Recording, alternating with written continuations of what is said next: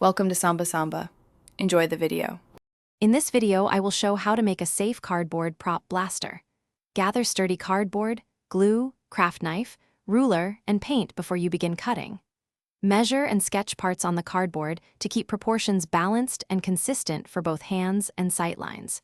Keep edges smooth and reinforce stress points with extra layers. Remember to prioritize safety and plain appearance so the prop cannot be mistaken for a working firearm. Start by transferring your patterns to cardboard and carefully cut using a sharp craft knife for clean edges. Score fold lines lightly for crisp folds and avoid forcing bends that can split the material. Assemble internal supports first, glue them in place, and clamp until dry to ensure a stable frame.